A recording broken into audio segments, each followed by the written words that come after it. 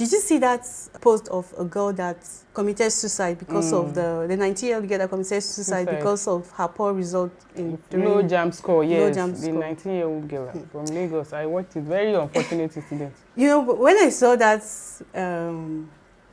that post on Facebook, the first thing that came to my mind that what could have prompted, what would have led to this girl to commit suicide? Probably the people around her, her parents. They had it tough on her. Maybe they have really like condemned her, and probably she's not the kind of person that she's always a top class girl.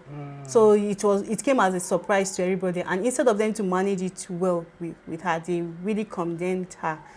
So that was what got to her. Even on her own part, she knew that yes, she didn't try, but people around her, if they had helped her, like encourage her, don't worry, you know, all hope is not lost, maybe if you try next time, or maybe better still, what she expected to get in the JAMB is not what she got, and the course she wanted to read is not what she will be able to read with the score. But at that, I feel her parents are supposed to play a major role to guide her, and probably they had even worsened the situation for her, that she had no hope at all. She had no hope on herself. She felt so condemned to the extent of wanting to take her life. And one of the things, I think one of the things I read from the post or the news story was that she was living with her elder sister. Okay. And, you know, we cannot really speculate on the circumstances of the case because every case is different, but suicide is never a good story to hear about. It's very, very sad for somebody to take their lives like that.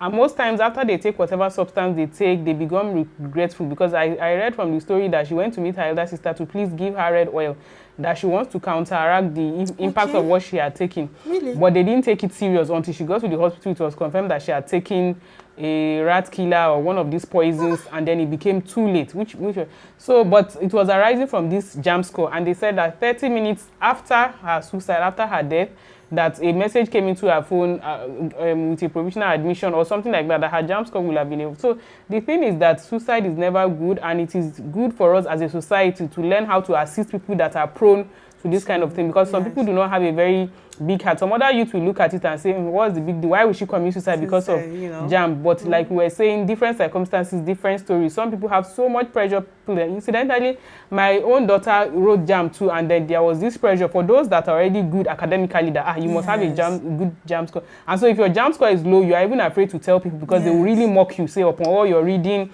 And you know the way society is now, people mock hard work. There is no reward. It's as if there is no reward for trying hard and things like that. So as a society, we need to learn how to console people, how to encourage people that it's not the end of the world. The world still lies ahead of you. People have written JAMBs 4 or 5 times, you know. Failure, how to process failure is something we all need to learn. There's a similar story that I read in a foreign tabloid where it was said that a man who was very successful by all societal standards. If you saw him, you would want to be like him. He was somebody that had grown up with professors as parents, did well very academically, very well all through his education up to PhD level, and he was an IT consultant. He had developed an app that turned him into a billionaire. His wife too was a professional, maybe a medical doctor. They had children that were high flyers and things like that. A perfect family, very rich, very comfortable. They had all the joys of life. And then something happened that made him go broke. You know, he lost his company, he lost his shares in the company. He became so broke. And it was like the end of the world. And what came out later from that family is that this man took a gun. He killed himself, his wife, he killed his children, his wife, and then himself. Finally. And people were analyzing, for somebody that has been successful throughout life, you have enjoyed all the good things of life. What could make you, just for a minor setback, well, it may be a major setback anyway, but for one negative incident in your life, after recording all this success, then you decide to kill yourself. So this is how suicide is. It never makes sense, actually.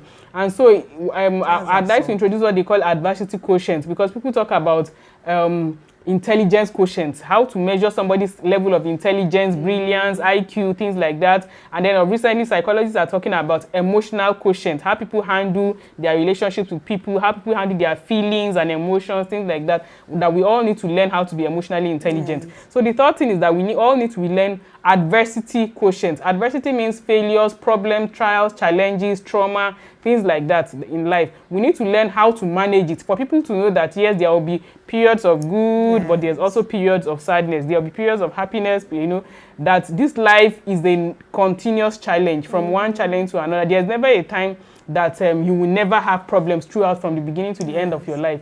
So we all need to learn and to teach our children. Yes, I was going to talk about that. To teach our children. From their young age, start teaching them how to, you know, that life is not all about, it's not the bed of roses. That it's not going to be shine. When there's problem, just try to see how you can get over it, how you can rise again from failure. You know, you don't have to stay down. When life pushes you down, you don't have to continue to stay down. How to learn how to be resilient, how to be disciplined enough to achieve your goals, no matter the obstacles that you are facing. Because young people nowadays, they have this laid-back attitude, like they don't want to struggle. You see young men talking about becoming a billionaire, driving a G-Wagon, having billions of dollars and things like that. But when it comes to the nitty-gritty, the hard work, they don't want to do all that hard work. They'll be telling you that who education help, who hard work help, things like that. But that's life.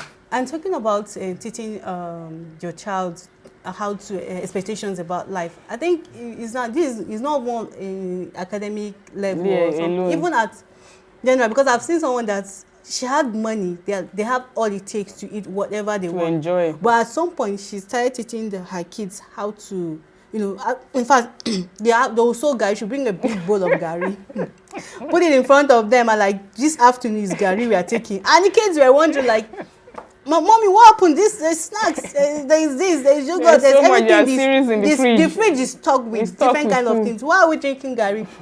And she had to tell them that this is. I want you to know that there are some people that eat this kind of thing. Eat this kind of thing morning, afternoon, and night. So this is just for you to know that at some stage in life, will not be rosy all the time. At some stage in life, that even when you go, she told her children that she might not be there. Their dad might not be there. Anything can happen. So people start learning how to take this now, because so that when that time comes, you'll be able to, you know that yes, you have taken this before and you have taken something even lower than this before, so it will not be a surprise to you. You'll be able to adapt to the situation when it comes. And I think that's what we should, just like you rightly say, that's what we should also do to our kids. That okay, fine. Even if your kids, you see that your child is an excellent child that comes on with first position or good grades all the time.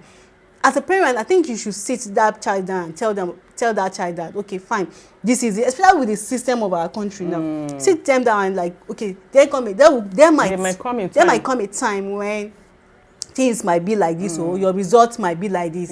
Please, that is how life is sometimes. And if we do that, I mean, a 19-year-old girl, what does she know about suicide? It's really like, so I feel, I don't know the issue, but I feel people around her loved ones must have contributed to that, because I don't think it's a decision she just took. My result came out very poor, I'm going to kill myself. No, if she had, like, yes, you are right. If she didn't have that kind of toxic pressure around her, and everything was just now. If she was a child that knows that okay, well, I will be accepted, you know, whatever it is that I come with, that I will not be too condemned. I will not be too condemned. Or had remembered that my parents once told me something like this, something like this to come up.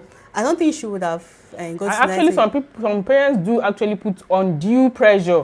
I read about a boy in a highbrow school, a very highbrow school, that put poured poison in the water bottle of his rival. This girl had just come to their school to join them, and all of a sudden the girl started taking his position. He had always taken first from JS1 up to SS2, and this girl just came, and he was very angry. They were in the chemistry lab. He took a chemical and he poured it. He wanted her to die because he did not want to disappoint his parents. They had always, so he could not bear the fact that she was coming to take his first. So sometimes that undue pressure. And then I was also reading an article about somebody was analyzing the JAMB result, that parents have a lot of fault in why the results were so poor. Honestly, that some parents don't help their children enough, and then they don't help them to study hard, to be hardworking and things like that. Children need to know that sometimes the way life is, sometimes you may not come out with what you expected. And then even generally, you can even come out the way Nigeria is and the way the world is sometimes. sometimes your result may not be commensurate with the effort that you put. Yes. There were actually people that worked very hard and got poor results, and then some people were just lucky. So you can even be a first-class graduate and you find it difficult to get a job. These are the things we need to teach our children. Yes. Because these are the times we live in now, where depression is so high, mental health issues, suicide rates. You know, when we were younger, we didn't used to hear all those kind of things. It was very hard to hear that a Nigerian committed suicide, but things are happening like that. So I hope this message gets to somebody out there, some mother or father out there, so that you take lessons from what has happened, especially from this trending story. I hope you learn from it and then do better.